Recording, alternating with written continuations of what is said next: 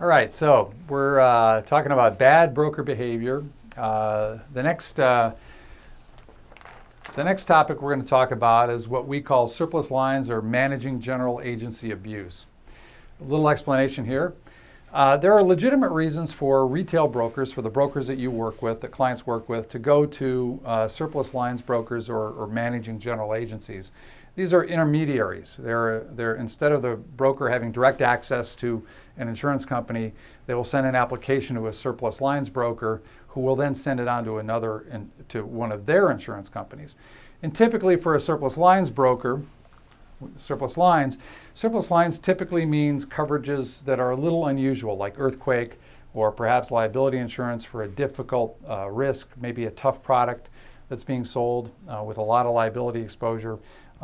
So because these are fairly rare, surplus lines brokers represent kind of an aggregation of the tough business, of the earthquake business and the tough product business. And they have access to insurance companies that specialize in those. So they concentrate the volume of placement with those insurance companies. They concentrate their relationship. Again, relationships being important in business insurance negotiating. So they perform a good legitimate function. Managing general agencies are a little bit different. They're often called MGAs for short. When an insurance company wants to open in a new territory, it's obviously very expensive to open an office. So a lot of times what an insurance company will do is they will contract with a managing general agency, an MGA, to do the underwriting for them.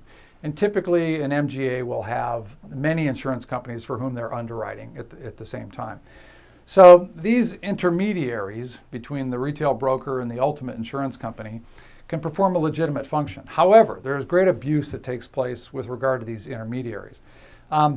One of the things that takes place is that if there is a tough product that's being worked on or earthquake is being worked on, sometimes what we see brokers do is they'll actually send an application to multiple surplus lines brokerage firms, surplus lines agencies.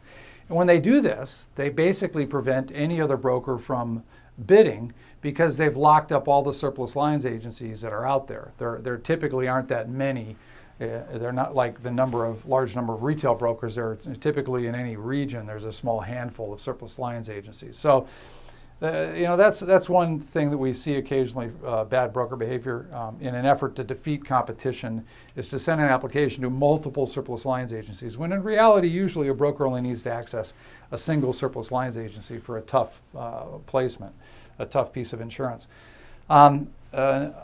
With regard to managing general agencies, we see the same thing. They may send an application to every managing general agency in an effort to defeat competition. So very important that clients, when they are assigning insurance companies for competition, ask the brokers not only what are the names of the insurance companies, but give me the name of any intermediary that you plan to use. There's another form of abuse that takes place in the blocking and flooding category, and this is really done by these intermediaries. I mean, they know that the typical scenario involves assigning insurance companies to each individual broker, but they on their own often flood the market. They don't wait for assignments. They don't ask if there are assignments. They go ahead and flood the market. The only way a client can really control this is by holding the retail broker, holding the broker accountable that you are working with. And again, be very specific and ask the brokers not only what are the names of the insurance companies that you'll approach, what are the names of any intermediaries that you will approach, any middlemen, if you will. And that's one way you can control this abuse.